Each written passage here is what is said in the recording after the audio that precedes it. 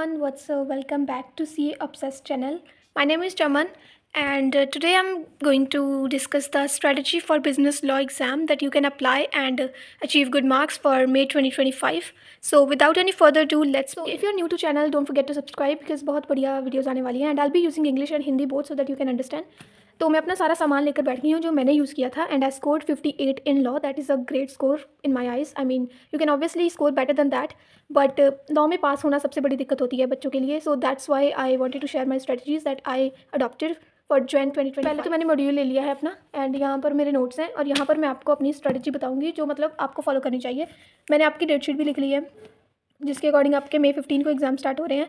And आज जिस दिन मैं वीडियो रिकॉर्ड कर रही हूँ 7 मार्च है, तो आज से अगर मैं देखूँ तो आपके पास टोटल 64 डेज़ बचते हैं. सो मैं उस अकॉर्डिंगली ही आपको बताऊंगी कि आपको कौन सा चैप्टर करना चाहिए कौन सा नहीं. अगर हम बिजनेस लॉज का सिलेबस देखें तो हमारे पास 7 चैप्टर्स हैं. मतलब मैं देखूँ तो 6 एक्ट्स हैं 2 से लेकर 7 तक. एंड फर्स्ट वाला जो इंडियन रेगुलेटरी फ्रेमवर्क ये कोई एक्ट नहीं है लेकिन हम चैप्टर मान लेते हैं कि 7 चैप्टर्स हैं टोटल.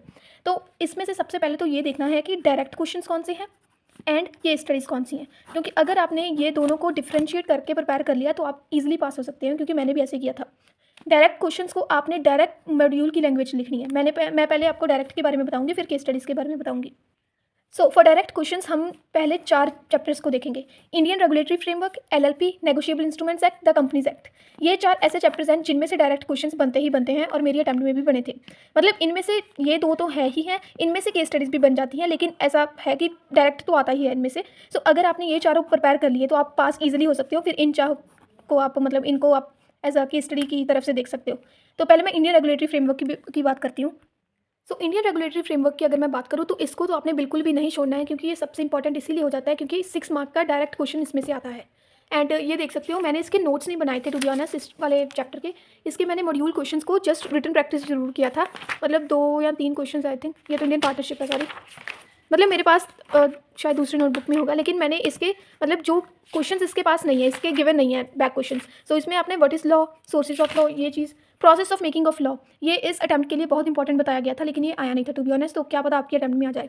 एंड ये types of law, most important question, direct question आएगा types of law in the Indian legal system. और इसको आपने एक भी लाइन नहीं छोड़नी है, एक भी लाइन मिस नहीं करनी है. लेकिन क्या चेंज कर सकते हो, क्रिमिनल लॉ की डेफिनेशन मतलब हेडिंग लिखी, इस सारे पैरे को अपने पॉइंट्स में लिखना है. मैंने भी ऐसे ही किया था और आई थिंक मैंने 2 शीट्स भरी थी इसी क्वेश्चन के लिए 6 मार्क के लिए. एंड ये क्वेश्चन नहीं आया था, वो बात अलग है, लेकिन मेरे बारे में आया था क्वेश्चन ये structure of the Indian judicial system, जिसमें पहले जुडिशरी के बारे में एक्सप्लेन करना था, ये दोनों लाइनें, then functions of judiciary and then चारों कोर्ट्स के बारे में. एंड ये एक लाइन मैंने मॉड्यूल की ही लिखी थी. I mean I did not kind of sorted out anything on my own. I just focused on the module language and that's what worked here. Because module की लैंग्वेज में आपका कोई भी मार्क कट नहीं सकता. अगर 6 मार्क का question है आपने पूरी डायरेक्ट लैंग्वेज लिखी है तो 6 के 6 ही मिलेंगे.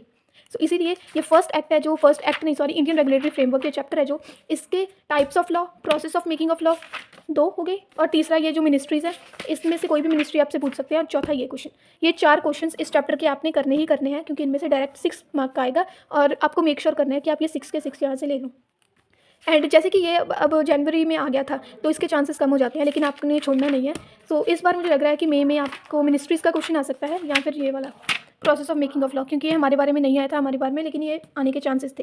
So process of making of law, और ये तो आपने बिल्कुल भी नहीं छोड़ना मिनिस्ट्रीज़ भी. तो इंडियन रेगुलेटरी फ्रेमवर्क से डायरेक्ट क्वेश्चन को आपने बिल्कुल क्रैक कर लेना है पूरी तरह से. सो नेक्स्ट हम gonna talk about LLP, limited liability partnership act 2008. So second पे ये आता है जिसमें से डायरेक्ट क्वेश्चन आपको डायरेक्ट मैं बता रही हूँ. ये LLP एक्ट जो है इसमें भी मतलब इंडियन रेगुलेटरी की तरह ही 6 मार्क का क्वेश्चन डायरेक्ट आता है. एंड मेरी अटेम्प्ट में आया था इनकॉर्पोरेशन डॉक्यूमेंट, ये क्वेश्चन पूरा आया था. एंड ये सारा मतलब यहाँ से लेकर पूरा लिखना था, यहाँ तक लिखा है मैंने. एंड ये मैं ऐसे नहीं बोल रही हूँ, मेरे पास क्वेश्चन पेपर भी है जैन 2025 का ऑब्वियसली. तो यहाँ पर ऐसे मतलब एक तरीके से केस स्टडी फॉर्म में लिख दिया था, लेकिन डायरेक्ट पूछा था specifically regarding the incorporation document. मतलब क्वेश्चन डायरेक्ट ही था, जस्ट ऊपर लाइनें लिख दी जो आपके किसी काम की नहीं थी. एंड देन मैं फिर वही लिख दिया था कि सारी लीगल रिक्वायरमेंट्स वगैरह क्या है ये सारा. मतलब इनडायरेक्टली मैं ये बताना चाहती हूँ कि इनकॉर्पोरेशन डॉक्यूमेंट वाला सेक्शन 11 टॉपिक आया था और ये सारा ही लिखना था यहाँ तक 6 मार्क के लिए. तो ये क्वेश्चन भी डायरेक्ट 6 मार्क के लिए आता है. मतलब LLP भी आपका यहाँ से कवर है. और मैं ये नहीं बोल रही हूँ कि आपने यही टॉपिक करना है, LLP को पूरा कंप्लीट करो. LLP जो भी मैं पहले बता रही हूँ डायरेक्ट क्वेश्चन वाले चैप्टर्स या एक्ट्स, उनको तो बिल्कुल भी नहीं छोड़ना है. सो यहाँ से जैसे ये शेड्यूल्स का क्वेश्चन भी आ सकता है. ये इंपॉर्टेंट डेफिनेशंस में तो बॉडी कॉर्पोरेट तो सबसे इंपॉर्टेंट है. ये मैं भी पूरा रट के गई थी लेकिन ये आया नहीं था. मतलब ये इंपॉर्टेंट एक तो ये बॉडी कॉर्पोरेट हो गया, मेरे स्टार मार्क्ड भी हैं, देखो आप देख सकते हो. ये फाइनेंशियल ईयर, स्मॉल LLP, यहाँ से क्वेश्चन इस बार आ सकता है क्योंकि मेरी अटेम्प्ट में नहीं आया था। पार्टनर्स के लिए minimum number of partners, designated partners का क्वेश्चन बहुत बार आया है एग्जाम में। ये कैरेक्टरिस्टिक्स में तो जो आप इजीली लिख सकते हो, ये जो मैंने टिक लगाए हुए हैं ये शायद जून 2024 में आए थे। Body corporate, mutual agency, artificial legal person, और ये कॉमन सील का क्वेश्चन भी आया था लेकिन एलएलपी का नहीं, वो कंपनी सेक्ट का आया था 2 मार्क्स में। फॉरेन एलएलपीज का क्वेश्चन आ सकता है, एडवांटेजेस आ सकती हैं। So indirectly what I want to say कि पूरा एलएलपी करके जाओ। सेक्शन 11 पूरा आ गया था इस बार 6 मार्क में, तो आपको क्या पता है सेक्शन 12 या 13 या 14 दे दे, तो बिल्कुल भी नहीं छोड़ना है इसको। ये चीज़ें, ये पूरे सेक्शन 11 से 17 तक सब इंपॉर्टेंट है, इनमें से डायरेक्ट क्वेश्चन 6 मार्क का आएगा। सो ये होगी एलएलपी की बात। एंड एलएलपी के नोट्स भी मैंने यहाँ बनाए थे, ये देख सकते हो आप। तो मैंने हर एक चैप्टर के पूरे 100 नोट्स बनाए थे। एंड मैंने कोई कोचिंग भी नहीं ज्वाइन की थी, तो ये सभी मतलब मैंने जो यूट्यूब से या सेल्फ स्टडी से किया है उसी के बारे में है। एंड अगर आप जानना चाहते हो कि किन चैनल से स्टडी किया है मैंने, तो कमेंट कर देना, मैं उस पर भी एक न्यू वीडियो बना दूँगी, क्योंकि ये स्पेसिफिकली लॉ के बारे में वीडियो बना रही हूँ मैं, तो लॉ पे ही फोकस करते हैं। ये देखो, ये सारे नोट्स से मतलब मॉड्यूल की ही डायरेक्ट लैंग्वेज लिखी हुई है, लेकिन मेरा ऐसा है कि मुझे हैंड रिटन अगर मैं चीज़ करती हूँ तो उससे ज़्यादा मेमोराइज होता है, तो इसीलिए मैंने नोट्स बनाए थे। Chapter negotiable instruments act. Negotiable instruments act chapter ये सबसे पहले मैंने किया था जब मैंने सिलेबस स्टार्ट किया था, तो ये चैप्टर काइंड ऑफ मुझे रटा हुआ था, क्योंकि ये चैप्टर ईजी भी है और इम्पॉर्टेंट भी है। मतलब इसमें से क्वेश्चन आए थे एंड 2 आए थे आई गेस मेरे पास। ये देखो 7 मार्क का पहले रूल्स के रिगार्डिंग क्वेश्चन है, नहीं बाय मिस्टेक मुझसे बोला गया, लेकिन ये 7 मार्क का ही है इस चैप्टर की वेटेज। तो यहाँ में से promissory note, bills of exchange and cheque, ये तीनों चीज़ें तो वैसी हैं कि आपको एक बार में पढ़े ही याद हो जाएंगी। एंड इसमें से मतलब इस अटैम्प्ट में क्वेश्चन नहीं आया था, सो आई थिंक कि आपके अटैम्प्ट में आ सकता है, तो तीनों को बिल्कुल भी मत छोड़ना। पार्टीज़, मीनिंग, कैरेक्टरिस्टिक्स तीनों के ही अच्छे से याद कर लेना, और ये डिफरेंस भी, क्योंकि ये आ सकता है इस अटैम्प्ट में। एंड जो मेरे अटैम्प्ट में आया था, मतलब आप ये क्लासिफिकेशन भी कर लेना, इसमें से बहुत बार क्वेश्चन आया है। Inland instrument and foreign instrument, इसमें क्या करेगा, वैसे डायरेक्ट क्वेश्चन नहीं होता, लेकिन इनडायरेक्टली वो आपको ऐसे ये जो एग्जांपल्स दिए ना, ये एग्जांपल्स दे सकता है और पूछ सकता है कि ये इनलैंड इंस्ट्रूमेंट है या फॉरेन इंस्ट्रूमेंट है, तो उसके लिए आपको इनका मीनिंग क्लियर होना बहुत ज़रूरी है। सो ये चीज़ कर लेना। एंड ये होल्डर इन ड्यू कोर्स पर आया तो नहीं है क्वेश्चन, लेकिन आप छोड़ना मत। यहाँ से dishonour of cheques for insufficiency, इसमें से हर बार क्वेश्चन बनता है और हमारी अटैम्प्ट में नहीं बना, तो क्या पता आपके अटैम्प्ट में रिपीट हो जाए, क्योंकि हमारी अटैम्प्ट में उन्होंने क्वेश्चन डायरेक्ट 7 मार्क्स का डाल दिया रूल्स ऑफ कंपनसेशन से। ये 3 पॉइंट लिखने थे आपको, 5 है मतलब, तो ये पॉइंट लिख के आपको 7 मार्क का क्वेश्चन, ये मुझे भी समझ नहीं आया कि 7 मार्क के क्वेश्चन के लिए उन्होंने 5 पॉइंट्स वाला क्वेश्चन उठा लिया। तो मतलब अगर ये क्वेश्चन आया आपको डायरेक्ट पूरा मॉड्यूल की लैंग्वेज से यहाँ से लिखना है। तो मैं जो कहना चाहती हूँ, मैं आपको वो चैप्टर्स बता रही हूँ जिनमें से आपको डायरेक्ट क्वेश्चन करके ही आपका सीए फाउंडेशन क्लियर हो सकता है, बिजनेस लॉस क्लियर हो सकता है। तो नेगोशिएबल इंस्ट्रूमेंट मत छोड़ना, ये मैंने इस तरीके से लिखे हुए कि आपको ऐसे ही करना है, मतलब पहले इंडियन रेगुलेटरी फ्रेमवर्क पूरा करना है, एलएलपी पूरा करना है, देन नेगोशिएबल इंस्ट्रूमेंट्स। एंड जो टॉपिक्स मैं स्पेसिफिकली बता रही हूँ, स्टार मार्क किए हुए हैं मेरे भी, तो उनको तो बिल्कुल भी नहीं छोड़ना है। एंड एक बात और, मैंने सीए फाउंडेशन में क्वांटिटेटिव एप्टीट्यूड में मेरे 64 मार्क्स आए हैं, एंड मैंने +1 +2 में मैथ्स भी नहीं ली थी। So if you want to know about that also you can comment and I definitely make a video on that also, because ये मैं स्पेसिफिकली बिजनेस लॉस के लिए बना रही हूँ। सो इसी तरीके से वो भी मैं आपको चैप्टर वाइज बता सकती हूँ कि आपने कैसे करना है और कौन से चैनल्स को मैंने फॉलो किया है, तो कमेंट कर देना, आई डेफिनेटली मेक दैट वन। तो अब तक जो भी मैंने एक्ट्स या चैप्टर्स बताए हैं वो वाले थे जो कि स्मॉल थे, मतलब आपको पहले, अगर आपने बिल्कुल भी स्टार्ट नहीं किया या आपको बिल्कुल भी नहीं आ रहा है इस वक्त, तो आप ये तीनों को पहले करना, मतलब इसी सीक्वेंस में करना जिसमें मैंने लिखे हुए हैं, Indian regulatory framework, LLP and negotiable. And अगर अब हम मेन एक्ट्स की बात करें तो पहले आ रहा है companies act. Companies act 21 marks की वेटेज रखता है, मतलब बहुत इंपॉर्टेंट हो जाता है। एंड इसमें से ये देखो 7 मार्क का क्वेश्चन पहले केस स्टडीज़ की फॉर्म में आया, 4 मार्क्स देन 3 मार्क्स, ये दोनों क्या है, केस स्टडीज़। डोंट वरी, अगर नहीं हो रहा है तो मैं आगे देखती हूँ, आपको बताती हूँ। यहाँ से आ गया डायरेक्ट क्वेश्चन एओए पे 7 मार्क का कंपनीज एक्ट से। एंड यहाँ पर ये आपको इनडायरेक्ट क्वेश्चन लग रहा होगा, लेकिन ये भी डायरेक्ट ही है, मतलब पूछा आपको पब्लिक फाइनेंशियल इंस्टीट्यूशन ही है। एंड पब्लिक फाइनेंशियल इंस्टीट्यूशन पूरा डायरेक्ट आपने मॉड्यूल से उठाकर लिख दिया एंड देन इस मतलब उसी केस को यहाँ पर लगा दिया, तो आपका ये क्वेश्चन भी इजीली सॉल्व हो सकता है। एंड यहाँ पर 2 मार्क्स में आता है, देखो 2 मार्क्स में भी आ रहा है, मतलब क्वेश्चंस को लेंथी करने की पूरी कोशिश की गई है, तो आपको अपना टाइम मैनेज करके चलना है। ये कॉमन सील वाला क्वेश्चन है जिसमें से आपको 4-5 लाइन वाला पूरा मॉड्यूल में लिख दिया मॉड्यूल वाला, तो आपको 2 मार्क्स इजीली मिल सकते हैं, मतलब 7 यहाँ से एंड 7 इधर से, मतलब 21 मार्क्स की वेटेज यहाँ पर कंप्लीट हो रही है। तो कंपनीज एक्ट के भी मैंने नोट्स बनाए थे पूरे, एंड इन्हीं से रिविजन किया मैंने।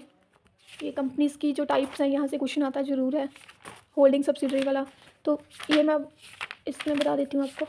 ये कॉर्पोरेट व्हील वाला क्वेश्चन, ये बहुत इंपॉर्टेंट है और हमारी बार में नहीं आया, मतलब आपकी बार में आ सकता है ये वाला। कॉर्पोरेट व्हील के 5 केसेस है, ये 5 मैं रट के गई थी पूरा विद एग्जांपल्स, विद जो केस दिए हुए हैं इन्होंने, वो सारे मैंने किए थे, लेकिन ये आया नहीं था, तो आपको भी करना है क्योंकि रिस्क मत। तो कंपनी सेक्ट में से जो कंपनी की टाइप्स हैं वो ज़रूर करके जाना, क्योंकि इसमें से डायरेक्ट क्वेश्चन आता है, जैसे मैंने बता दिया है। तो ये जो मेरे मार्क्स पॉइंट्स है, प्राइवेट कंपनी, ये भी पूरा मैं रट के गई थी। ये स्मॉल कंपनी की टाइप, ये इनमें से इस बार कुछ नहीं आया, तो आपके अटेम्प्ट में आ सकता है। ये होल्डिंग सब्सिडरी कंपनी, ये बहुत बार आया लेकिन इस बार नहीं आया, सो क्या पता आपकी बार में आ जाए। गवर्नमेंट कंपनी, ये भी नहीं आया, लेकिन ये भी पूरा जो मेरे स्टार मार्क्ड है वो तो आप मतलब समझ लो कि मैं पूरा मॉड्यूल का करके गई थी। ये सेक्शन 8 कंपनी, ये भी इस बार नहीं आया। तो मैं बताती हूँ इस बार आया क्या है, ये जिसको कोई एक्सपेक्ट कर ही नहीं सकता था, पब्लिक फाइनेंशियल इंस्टीट्यूशन, लेकिन ये भी मुझे पूरा आता था मॉड्यूल का। ये सारा मुझे एज इट इज़ याद था और मैं सारा लिख के आई हूँ। ये पूरा लिखने के बाद आपको समझ आ जाएगा कि केस पे ये कैसे लगाना है, कि ये कितना सेंट्रल का कितना स्टेट का, ये सारा करके आपको वो केस भी इजीली सॉल्व हो सकता है, जो मैंने आपको क्वेश्चन पेपर से दिखाया। सो इसका मतलब जो कंपनीज़ की क्लासिफिकेशन है पूरे सारे बेसिस पर, जो 4-5 बेसिस पे बांटी गई हैं, वो सारी आपने डिटो करनी है, क्योंकि मैं बता ही आपको वो रही हूँ जिससे आप इजीली पास हो जाओ। और ये जो मैं बोल रही हूँ हर एक चैप्टर, हर एक टॉपिक को, इसको आपने बिल्कुल भी नहीं छोड़ना है। और एक और क्वेश्चन, एमओए का हम सब कर लेते हैं, मतलब एमओए सबको इंपॉर्टेंट लगता है। ये नेम क्लॉज, सारे क्लॉजेस सारे करके गए थे, लेकिन जो अनएक्सपेक्टेड क्वेश्चन आया वो था ये articles of association. Articles of association मतलब सबको ऐसा अनएक्सपेक्टेड लगा कि सब एमओए पे इतना जुट गए कि एओए पे किसी ने ध्यान ही नहीं दिया, और इसी का उन्होंने 7 नंबर का क्वेश्चन डायरेक्ट बना दिया। तो ये मुझे कुछ पॉइंट्स याद थे और मैं करके आई हूँ, छोड़ा मैंने कुछ भी नहीं है। मैं 97 का अटैम्प्ट करके आई थी, क्योंकि 3 मार्क्स का मेरा छूट गया था, अदरवाइज़ मैंने पूरा 100 का ही करना था। तो आप भी पूरा अटैम्प्ट करके आना। मैं 97 का करके आई हूँ, उसमें से मुझे 58 मिले हैं। सो ये आर्टिकल्स ऑफ एसोसिएशन का पूरा क्वेश्चन पूरा डायरेक्ट 7 मार्क्स में आया था। ये पूरा उन्होंने कंटेंट एंड मॉडल पाए थे, ये सारे पॉइंट्स मुझे आधे आते थे, तो मैं लिख कर आई हूँ, कुछ भी छोड़ के नहीं आई। और ये डॉक्ट्राइन्स भी बहुत इंपॉर्टेंट है इस चैप्टर की, इस एक्ट की, आई मीन अल्ट्रा वायरस की डॉक्ट्राइन, इंडोर मैनेजमेंट, एंड ये वाली जो यहाँ पर है इसका डॉक्ट्राइन ऑफ इंडोर मैनेजमेंट की एक एक्सेप्शन है ना, ये एक्सेप्शंस भी कंस्ट्रक्टिव नोटिस वाली। तो डॉक्ट्राइन्स मैंने पूरी तीनों की थी, लेकिन इनमें से आई नहीं है, तो आपके केस में आ सकती है, तो छोड़कर मत जाना। तो अब तक जो मैंने 4 आपको डायरेक्ट क्वेश्चंस के लिए बताए हैं, या जिनमें से केस स्टडीज भी आई हैं, वो है Indian regulatory framework 6 marks, LRP 6 marks, negotiable instrument 7 marks and companies act 21 marks. तो अगर आप इनका टोटल करोगे तो आपके पास पूरा 40 बनेगा। मतलब ईजिली पास होने के लिए आप ये तो कर ही सकते हो। इनमें से मुझे आई होप कि आपने कुछ भी छोड़ा नहीं होगा, आई मीन कि कुछ तो किया ही होगा, क्योंकि अब तक तो आपको इतना पता चल गया होगा कि क्या इंपॉर्टेंट है क्या नहीं है। लेकिन फिर भी अगर आपको नहीं पता तो मैं आगे वाली वीडियो में बता दूंगी, क्योंकि इसमें मैंने सोचा था कि मैं सारे कवर करूँगी, लेकिन वीडियो ज़्यादा लंबी हो रही है तो आपके लिए भी बोर होगा। इसलिए अगर किसी ने कुछ भी प्रिपेयर नहीं किया तो पहले ये चारों प्रिपेयर कर ले, आप इजीली पास हो सकते हो। एंड मैं एक बात बता दूं, मैंने सिलेबस बिल्कुल भी नहीं छोड़ा था किसी भी सब्जेक्ट का, सिलेबस सारा कवर करके जाना, क्योंकि इनमें से कई बार इतने इजी क्वेश्चंस आ जाते हैं। मुझे कॉन्ट्रैक्ट एक्ट मैंने सारा किया था, सेल्स ऑफ गुड्स सारा किया था, इंडियन पार्टनरशिप सारा किया था। सेल्स ऑफ गुड्स एक्ट मैंने किया था, लेकिन मुझे इतनी इसमें वो नहीं था कि मुझे आता है, लेकिन फिर भी इसमें से मेरी केस स्टडी बनी की थी, वो भी सही हुई। इसका मतलब करके जाना कई बार easy. For this video guys, इसमें मैंने आपको बिजनेस लॉ के लिए वो 4 चैप्टर या 4 एक्ट्स बता दिए हैं, जिसमें से आपको डायरेक्ट क्वेश्चन कर सकते हैं। एंड अगर आपको केस वाले भी चाहिए, मतलब इनके बारे में आप जानना चाहते हैं कि क्या इंपॉर्टेंट है, क्या करना चाहिए, तो उसके बारे में कमेंट कर देना, मैं वीडियो बना दूंगी। अदरवाइज अगर आपको कोई और चाहिए, क्वांटिटेटिव एप्टीट्यूड, मतलब बाकी सब्जेक्ट्स के लिए, अकाउंट्स के लिए, इकोनॉमिक्स के लिए, तो वो भी आप मुझे कमेंट कर देना। आई definitely make a video on that. I hope कि आपको ये वीडियो हेल्पफुल रहेगी। And thank you so much for watching. And अगर आप नए हैं इस चैनल पर तो कि प्लीज़ सब्सक्राइब कर देना, क्योंकि सीए ऑब्सेस चैनल, अगर आप किसको सब्सक्राइब कर दोगे तो ये अभी 50 सब्सक्राइबर से कम है। जब इस पर 50 हो गए तो लाइव स्टडी सेशंस वाला फीचर इनेबल हो जाएगा। इसका मतलब कि मैं आपसे लाइव इंटरेक्ट कर पाऊँगी। एंड आई वांट कि जल्दी से ये कंप्लीट हो जाए, ताकि हम लाइव स्टडी सेशंस कर सकें एंड आप मेरे साथ में पढ़ सकते हैं then. So subscribe the channel and thank you so much for watching.